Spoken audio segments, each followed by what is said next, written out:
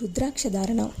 మెడలో 32 రుద్రాక్షలు, శిరస్సున 40, చెవులకు 6, చేతులకు 10, భుజాలకు 16, కన్నులకు ఒక్కొక్కటి, శిఖ మీద 1, వక్షస్థలాన 8 ధరించాలి. అలా 100కి పైగా రుద్రాక్షలు ధరించిన మానవుడు సాక్షాత్తు రుద్రుడే.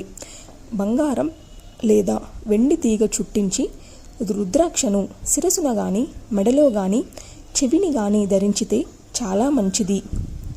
యజ్ఞోపవీతానికి ధరించవచ్చు, చేతులకి కట్టుకోవచ్చు. ఎక్కడ ధరించినా నిర్వాజ్యమైన భక్తితో మాత్రమే ధరించాలి, ఆనందంగా ధరించాలి. రుద్రాక్ష ధారణం శివజ్ఞాన సాధనం. శిఖ మీద ధరించేటప్పుడు తారతవ్యాన్ని స్మరించాలి. చెవులకు తగిలించుకునేటప్పుడు శివపార్వతులను భావించాలి. యజ్ఞోపవీతానికైతే వేదాలను ధ్యానించాలి. చేతులకు కట్టుకునేటప్పుడు దశదిశలను భావించాలి. మెడలో వేసుకునే వేళ సరస్వతిని, అగ్నిని స్మరించాలి. అన్ని ఆశ్రమాల వారు, అన్ని వర్ణాల వారు ఈ రుద్రాక్షల్ని ధరించవచ్చు.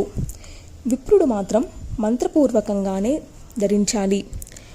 రుద్రాక్షలు ధరించిన వాడు సాక్షాత్తు రుద్రుడే అనడంలో సందేహం లేదు.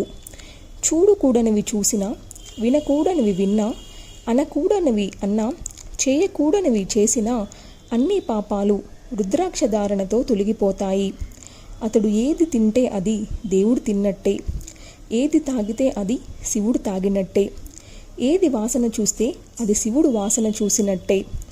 ఇంత పవిత్రమైన రుద్రాక్షలు ధరించడానికి సిగ్గుపడితే 1,000,000 జన్మలకైనా మోక్షం కలగదు. రుద్రాక్షలు ధరించిన వారిని చూసి పరిహసించేవాడిది శంకర జన్మ అనడంలో సందేహం లేదు. రుద్రాక్షలు ధరించడం వల్లనే రుద్రుడికి రుద్రత్వం, బ్రహ్మకు బ్రహ్మత్వం, మునులకు సత్య సంకల్పత్వం సిద్ధిస్తున్నాయి. రుద్రాక్ష ధారణ కన్నా పవిత్ర కార్యం మరొకటి లేదు కనుక ఇవి ధరించిన వారికి భక్తితో ఏది దానం చేసినా దాత సర్వపాప విముక్తుడై శివ సాయుధ్యం పొందుతాడు.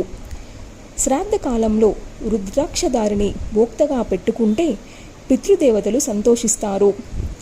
రుద్రాక్షదారుడు కాళ్ళు కడిగి శిరసును జల్లుకున్నా, లోపలికి పుచ్చుకున్న పాప విముక్తి, శివలోకంలో ప్రాప్తి ఖాయం. రుద్రాక్షను పొదిగిన ఏ ఆభరణాన్ని ధరించినా చాలు. సిగ్గుపడుతూ పైకి కనిపించనీయకుండా ధరించినా పర్వాలేదు. సమంత్రకంగానో అమంత్రకంగానో ఎలాగో ఒకలాగా ధరిస్తే చాలు. పాప విముక్తి, జ్ఞానప్రాప్తి నిశ్చయంగా కలుగుతాయి. రుద్రాక్షల మహిమలు వర్ణించి చెప్పడం ఎవరి వల్ల కాదు. ధరించవలసిందే, అనుభవంతో తెలుసుకోవలసిందే.